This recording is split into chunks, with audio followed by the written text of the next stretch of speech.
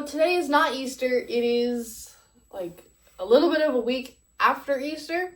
But me and Teddy went to the store, went to Food Lion, went to Walmart, and we bought a whole bunch of different flavored PEEPS. And we are going to be trying these PEEPS while we are reading to you the Christian story of Easter. I read this last year and I wanted to do it again just because it's really important, but I wanted to make it a little fun and try some odd flavored PEEPS. There were so many at the beginning of the year, or not the year, at the beginning of the month at Walmart. Like there was Dr. Pepper, there was like a whole bunch of like other weird flavors that I didn't even think of this idea until like 2 days before Easter. So when we went to the store, there were only 3 odd flavors left. And Dr. Pepper was not one of them. And I really, really wanted to try that one. But these are the ones we are trying.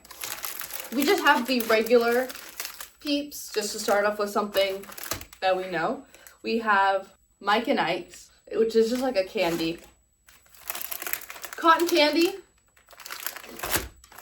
And strawberry Pop-Tart. I'm very excited for the cotton candy. I feel like that would taste really good. Okay, so where we're starting is Mark 14. We're starting at the plot to kill Jesus. And that's where we're starting. I have all of it highlighted so you can read it. The plot to kill Jesus. It was now 2 days before the Passover and the feast of unleavened bread. And the chief priests and the scribes were seeking how to arrest him by stealth and kill him. For they said, "Not during the feast, lest there be an uproar from the people." And while he was at Bethany, in the house of Simon the leper, as he was reclining at a table, a woman came with an alabaster flask of an ointment of pure nard, very costly, and she broke the flask and poured it over his head. There were some who said to themselves indignantly, I think that's the word, why was the ointment wasted like that? For this ointment could have been sold for more than 300 denarii and given to the poor. And they scolded her. But Jesus said, "Leave her alone. Why do you trouble her? She has done a beautiful thing for me." And Judas to betray Jesus. Then Judas Iscariot, who was one of the 12, went to the chief priests in order to betray him to them. And when they heard it, they were glad and promised to give him money. And he sought an opportunity to betray him. Okay. Peep time. So, yes. Let's just dig into what that was saying. So, pretty much, people were upset that Jesus was saying he was the Son of God, saying that he was God, saying that God was coming, blah, blah, blah, blah.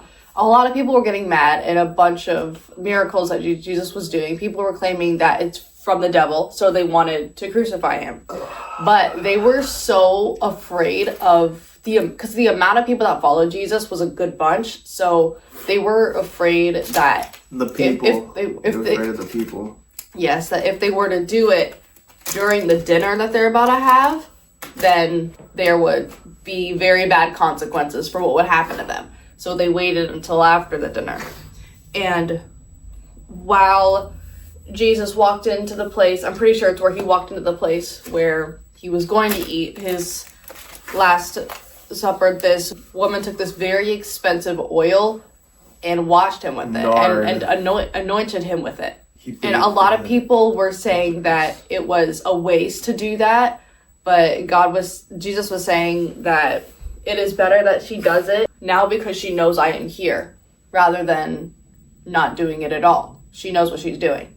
And then Judas was one of Jesus's disciples and sold Jesus out for where he was for a good amount of money. So we're just going to start with trying the regular PEEPS. I don't like PEEPS. You're eating it. Ooh, look at the thing. Look, disgusting. Oh, yeah, disgusting, definitely.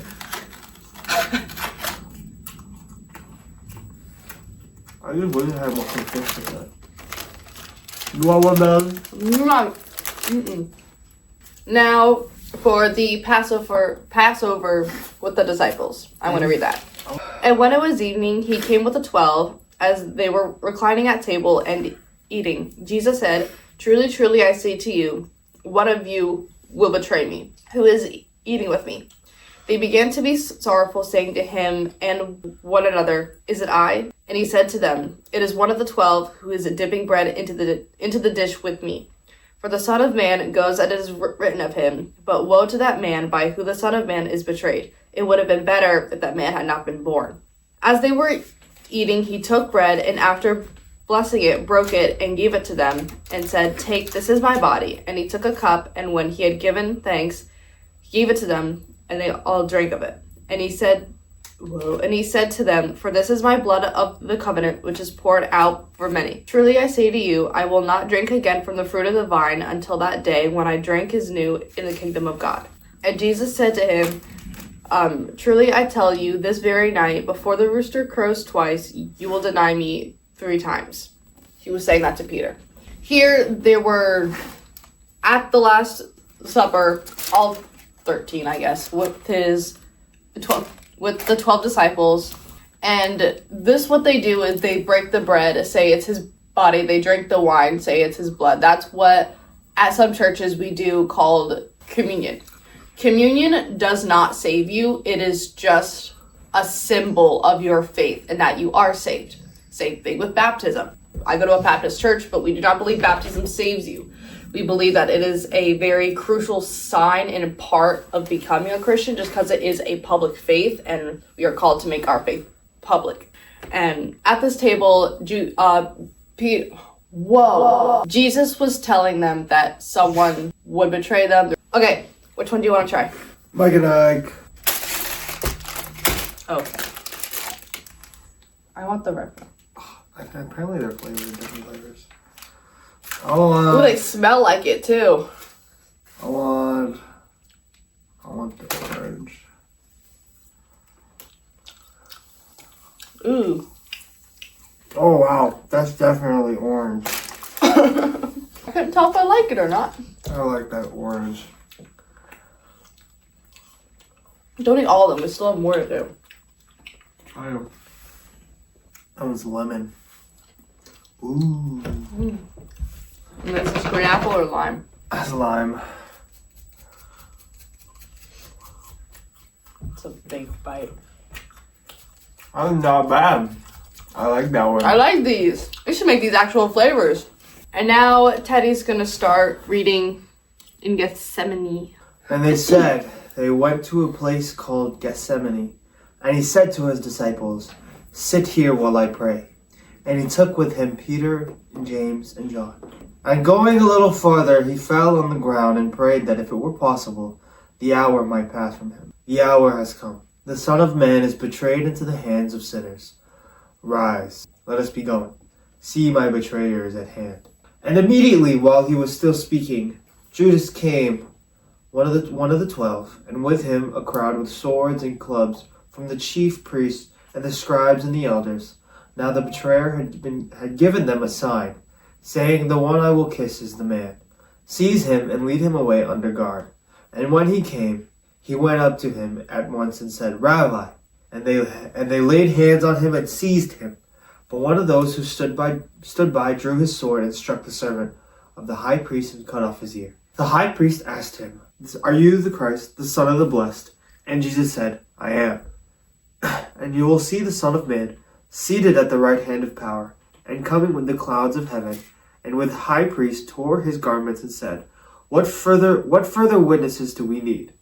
And you have heard his blasphemy. What is your decision?" And they all condemned him as deserving death. And some began to spit on him, and to cover his face and to strike him, saying to him, "Prophesy." Mm-hmm. And the guards received him with blows.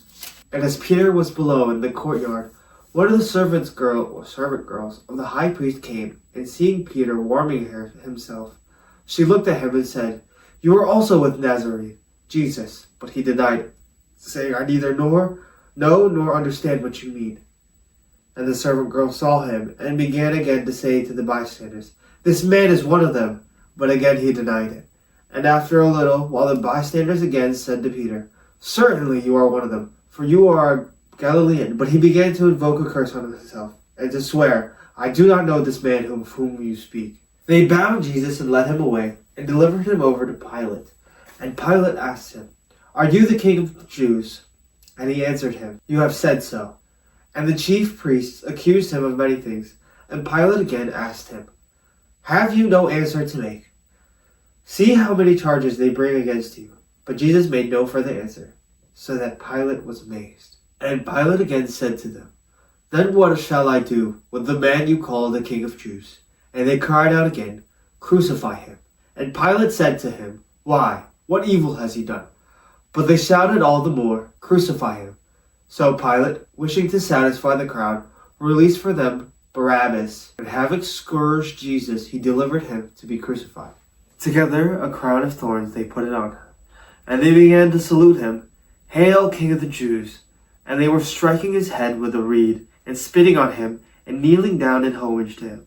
And when they had mocked him, they stripped him of the purple cloak, and put his own clothes on him, and they led him out to crucify him. So, a lot happened here. Going back to, Jesus asked 3 of the disciples to go with him to the garden, to not to pray with him, but more to stand watch of the guards. He says, "I'm going to go pray, stay here and watch." He goes pray, he comes back, they're asleep. He says, "What the heck? Stay here and watch, I go pray." He goes pray. He comes back and they're asleep again. "Can you not just open your eyes for 5 seconds while I pray?" And then the guards come with Judas. Everyone's like with the pitchforks and whatnot.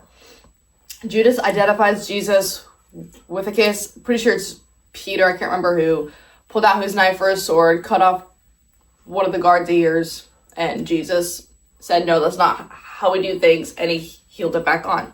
And now Jesus is at Pilate, and all of them, they're like, all these high leaders, like, they cannot figure out what the heck Jesus did wrong. Like, they're saying, "Do you admit you do this? Do you admit you do this?" He's like, yes, yes, yes, yes, yes. But they're just so afraid of the people that because they didn't even know what to do with Jesus, that he just handed him over to the crowd and said, "What do you want me to do with him?" And they said, "Crucify him. We would rather Barabbas be on the streets than Jesus." Now, Barabbas was this horrific man who murdered a whole bunch of people. I'm pretty sure he raped people. I'm honestly not sure. But like, he was this horrible person, and they would rather him be on the streets than Jesus be set free. So they released Barabbas, got Jesus into custody, and they're mocking him. They put a crown of thorns on him. They're spitting at him, ripping out his clothes, gambling for his clothes, beating him until his organs are hanging out. He's slashed. Looks ridiculous. He's hanging. This, like, I think it was like a 3-ton-pound cross or something. 300 pounds. 300, that's what it was. A 300-pound cross, like, I think it was half a mile. Nice. So now which one should we try? Let's get the cotton candy. I'll save the strawberry. Cotton candy. I'm excited for this one. Cotton candy. They're pink with little blue specks on them.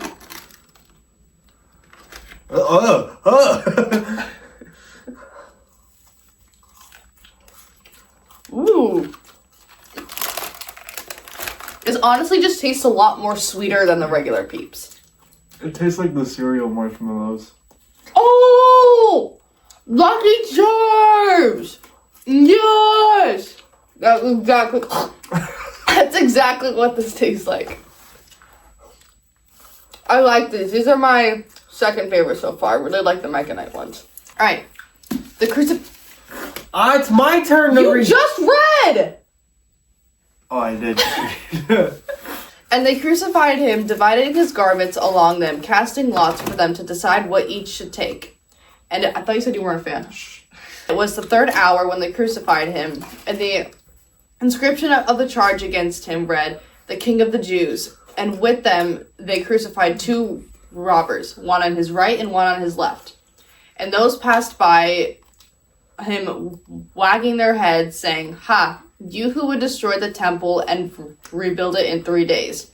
So save yourself and come down from the cross." Also the chief priests with the scribes mocked him to the others, saying, "He saved others, he cannot save himself. Let the Christ of the King of Israel come down now from the cross, that we may see and believe."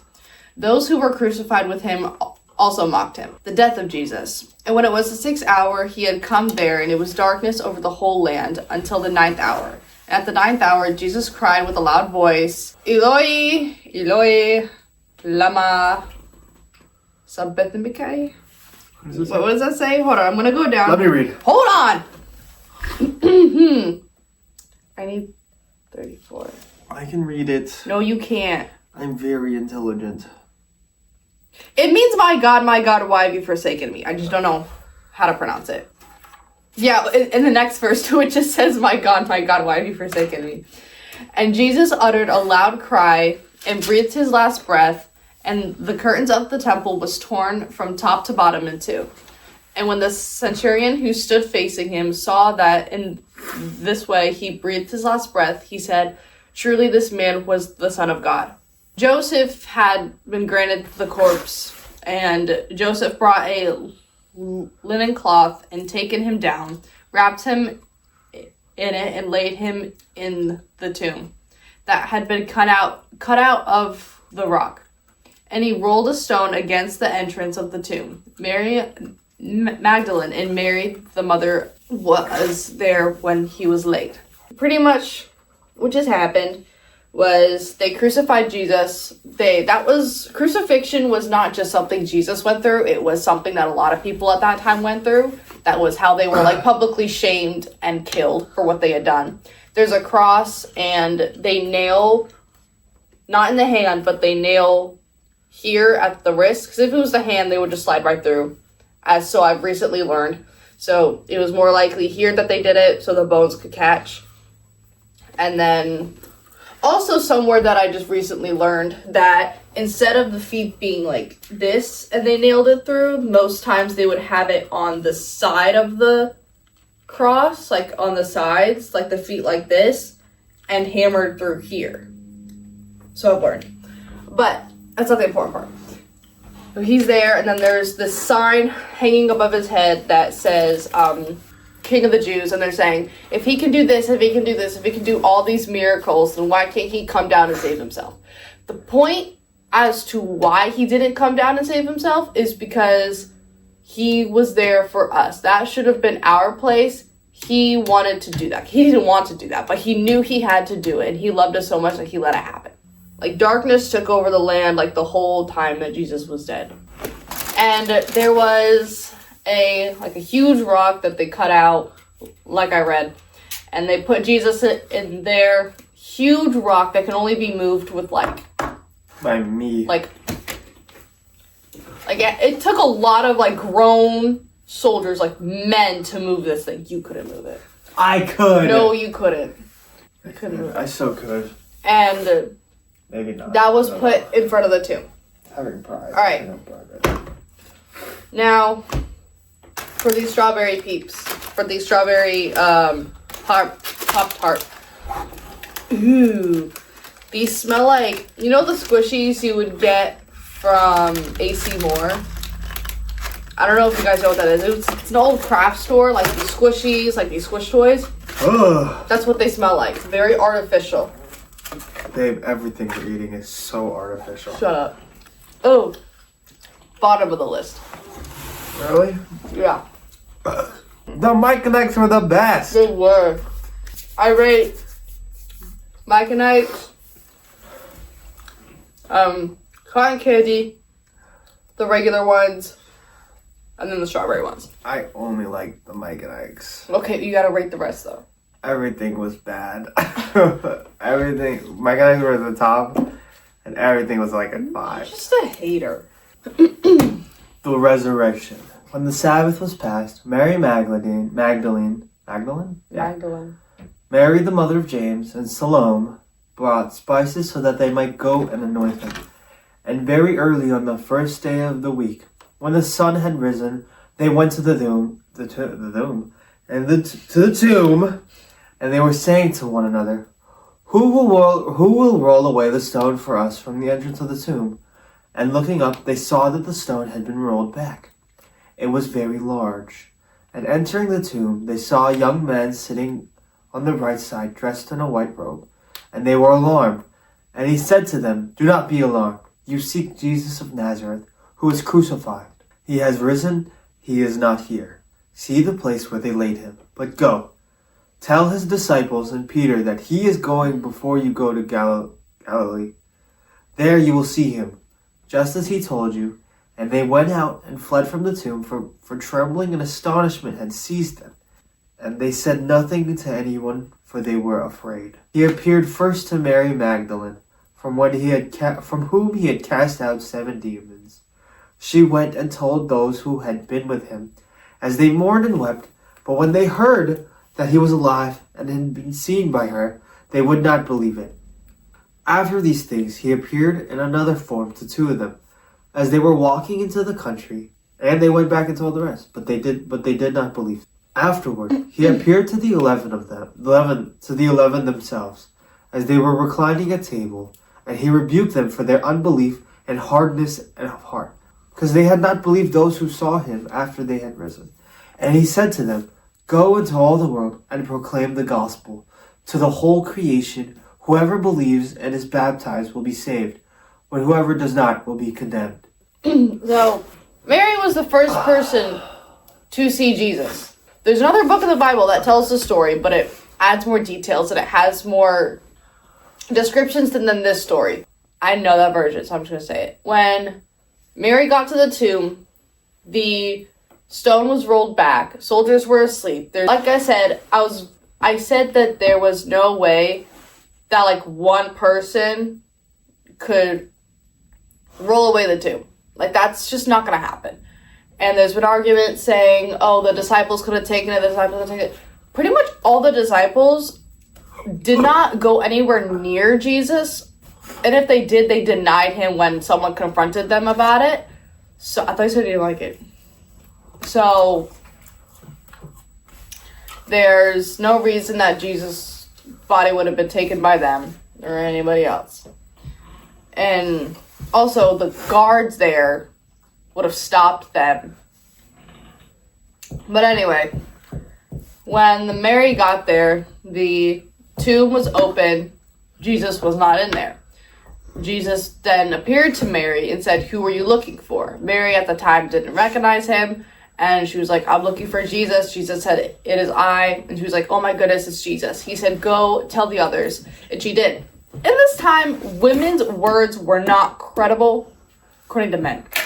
So the disciples did not believe. That is why they did not believe when Mary had said it. So they went to go look for themselves. And they said he wasn't there. And then later, Jesus came to the 12 disciples, or to the 11, not the 12. Jesus is no longer there because he killed himself. Jesus said, "How dare you not believe what had happened? I've been telling you this whole time what was going to happen, and you didn't get it. And shame on you because you didn't believe it when someone told you that it had happened." He showed him his hands, showed him his feet, and he said, "This is Jesus." The Great Commission, that is what we are told to do. We are told, where is it? Go into the world and proclaim the gospel to the whole creation. Whoever believes and gets baptized will be saved, but whoever does not believe will be condemned. That is our whole statement as what Christians are supposed to do. We're supposed to go out into the world, tell the world about Jesus, and help them become saved. That is our whole purpose. And our whole reason for doing this is because we believe what we read happened. So to sum it up, Jesus came into the world to die for our sins. We daily have to take up our cross, have to repent what we have done, so that way we go into heaven and don't have to spend eternity in hell. And in these days when Jesus was dead, in the couple days when Jesus was dead, he was not in heaven with God. He was not in heaven. He was in hell, suffering the punishment we should have. That's why we would go to heaven if we follow and believe in him. And if we don't, we go to hell, because we didn't go through the right door, so we're not going to end up in the right place. We didn't do it right. Anything to say before we end the video? Jesus went through an unimaginable amount of pain. The pain he went through was unimaginable to be able to even think about. His guts were hanging out. You could not tell whether he was male or female. The lashes and cuts were as he was dragging that cross across that field, there was dirt and muck getting into his cuts and wounds. there was blood pouring into his eyes because of the crown of thorns. His hands were like being chained, and every time he like struggled, he would get hit, right? Mm-hmm. Every time he struggled to carry that cross, he would get whipped even more. And he did all of that for us. Is that it? I don't really know how to end the video. I don't want to say like, well, if you enjoyed this, let me know. Like, what do you like? How am I supposed to end the video? We'll just end it. I want to say something. Bye, I guess.